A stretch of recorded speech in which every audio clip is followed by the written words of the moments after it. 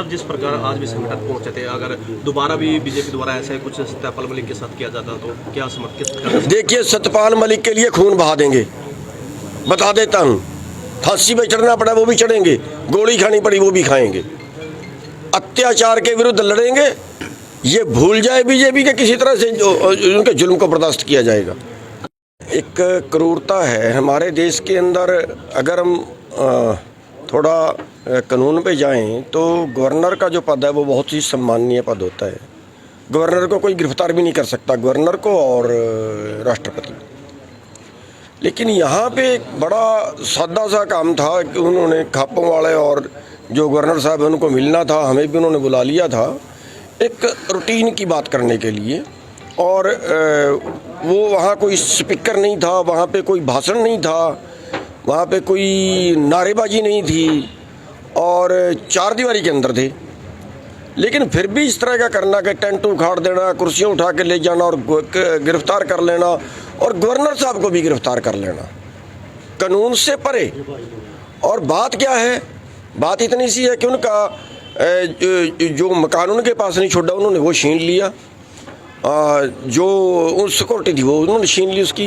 कोई गवर्नर आपने ऐसा आज तक देखा है देश के अंदर कि अपना फ्लैट लेके, अपना छोटा सा वो मकान लेके, एक बिल्डिंग के अंदर छोटा सा मकान लेके उसके अंदर रह रहा हो? पहले बार हम देख रहे हैं। और कसूर क्या है? कसूर ये है कि अपने देश के हित में बोलता है, किसानों के हित में बोलता है, देश के हित में बोलता है। और वो क्योंकि बीजेपी आजकल सबकी बोलती बंद कर रही है और वो बोल रहा है, वो क्यों बोल रहा है उसकी सज़ा उसको दे रहे हैं।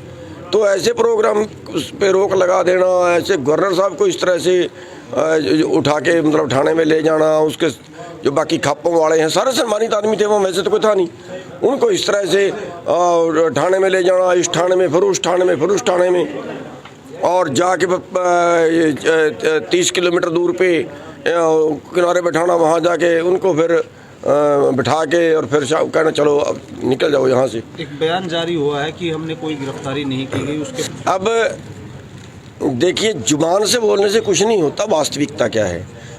पुलिस की बसें आई, पुलिस की बसों में पुलिस ने ज़बरदस्ती चढ़ाया, वहाँ से ज़बरदस्ती धक्के मार के निकाला कई लोगों को। अब और गिरफ्तारी कैसे होती है मेरे को समझ नहीं आती। और इसके बावजूद ही वो झूठ बोलते हैं, तो ये उससे भी निकम्मी बात है। करके सारा कुछ पर झूठ बोलना ये उससे भी बुरी बात है। देखिए, हर जुल्म के विरुद्ध लड़ेंगे, हर अत्याचार के विरुद्ध लड़ेंगे। ये देश बीजेपी ने नहीं बनाया। बीजेपी इस देश का निर्माण करने में, इस देश को आज़ाद कराने में भी सहयोगी नहीं थी। बीजेपी तो अंग्रेजों के साथ मिली हुई थी, आरएसएस तो इनका कौन से आज़ादी के आंदोलन में हाथ है?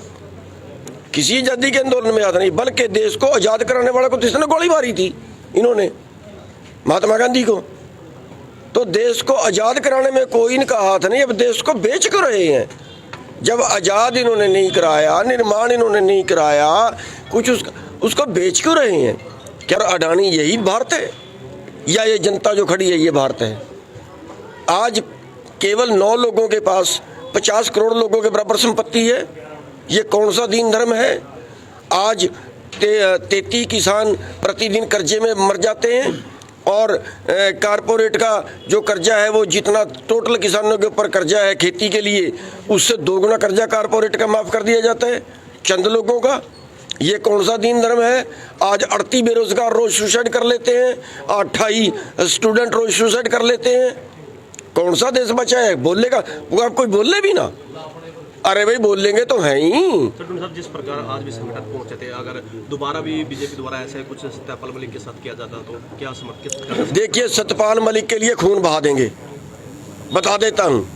फांसी पे चढ़ना पड़ा वो भी चढ़ेंगे, गोली खानी पड़ी वो भी खाएंगे, अत्याचार के विरुद्ध लड़ेंगे। ये भूल जाए बीजेपी के किसी तरह से उनके जुल्म को बर्दाश्त किया जाएगा। जिस